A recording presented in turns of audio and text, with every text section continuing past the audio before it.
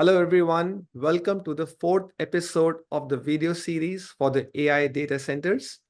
In the last episode with Mikhail and Mahesh, we discussed the cutting-edge congestion management technologies needed for the lossless Rocky V2 transport networks when connecting GPU clusters. Today, we will discuss the importance of thermal management in the AI data centers, techniques and challenges, and Juniper's role and approach in optimizing thermal management for the AI infrastructure.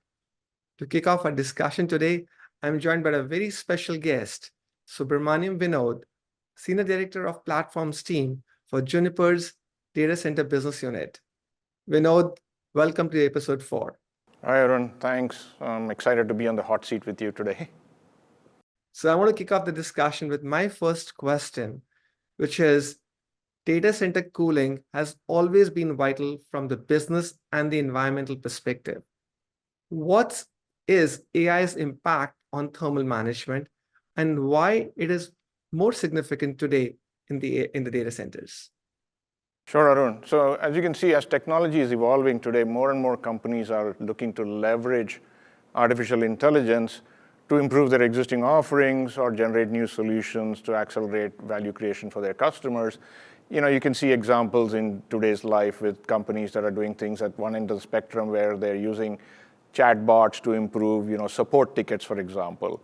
And at the other end of the extreme, you see companies looking to design new drug discovery or protein design and so on and so forth. So AI is, pretty broadly used across the spectrum of industries and verticals today, and possibly even government agencies today. So as artificial intelligence integrates more with your daily life, it requires an increasing in processing power, and as a corollary to that increase in processing power, you need more bandwidth, more networking elements, and so on.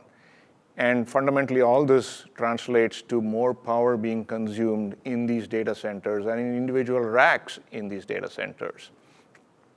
And what that means is that you need more efficient cooling to ensure high performance and reliability, and you need better thermal management in these data centers. This is an interesting start, Vinod.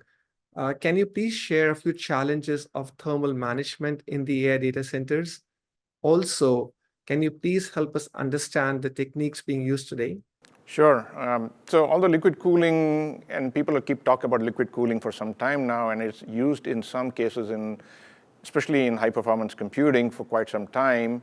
It's still awaiting acceptance in the networking industry, primarily due to things like reliability concerns, the ability for you to use liquid cooling to cool down the optics, for example, and so on. So while realizing that with the current power dissipation and power density trends, we are approaching the limits of air cooling, there's significant traction in the industry to introduce some form of liquid cooling, whether it's cold plate, immersion, direct-to-chip, or so on in the near future. In fact, just yesterday, I was with a customer who was asking us about what options we have for liquid cooling. And one of the main drivers for this is the potential saving in energy and even things like space savings. I want to pivot our discussion to what is Juniper's role and responsibility here, and how important is thermal management to Juniper, and what are we doing to optimize the thermal design on our platforms?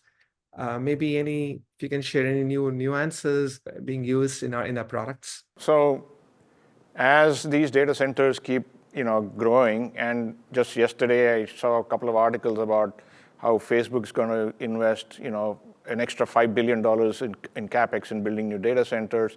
Similarly, Microsoft, interestingly enough, they have about 5 gigawatts of power being consumed in their current data centers, and in the next 2 years, they're just going to add another 2.5 gigawatts of power by building brand new data centers. So keeping the power consumption of these high-performance, high-bandwidth networking equipment and keeping it as low as possible is a critical design requirement, which is being imposed by our customers and by these operators of these facilities.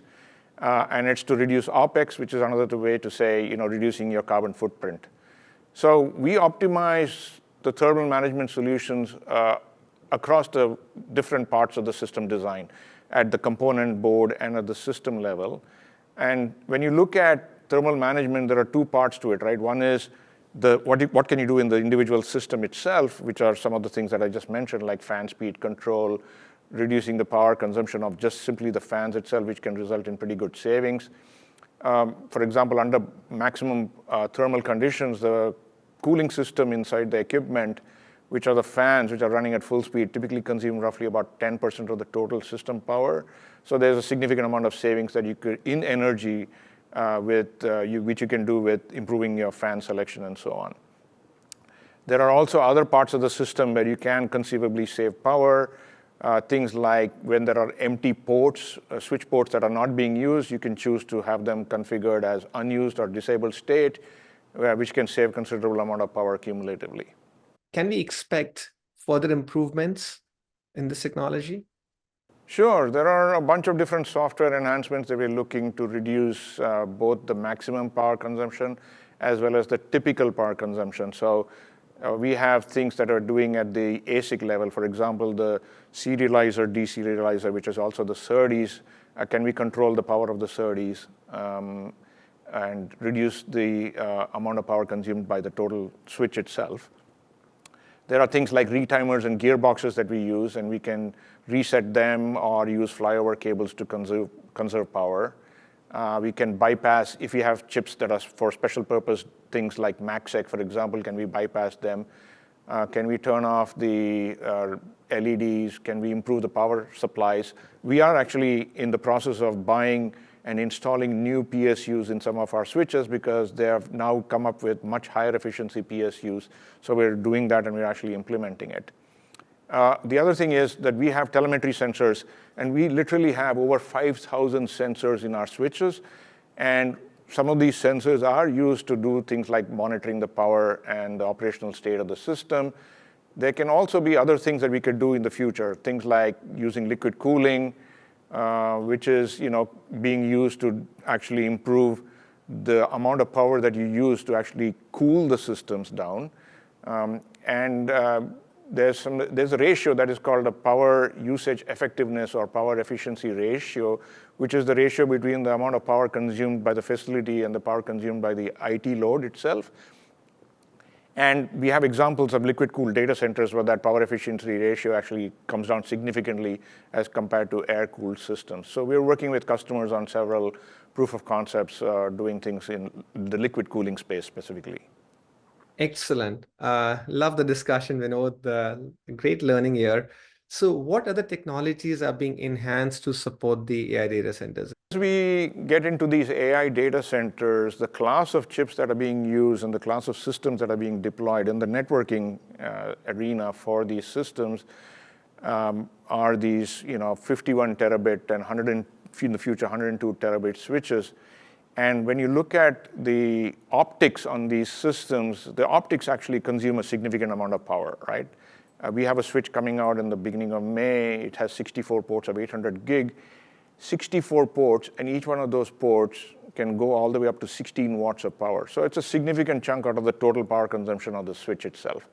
So we are looking now at technologies to reduce just the power consumption on the optics side alone.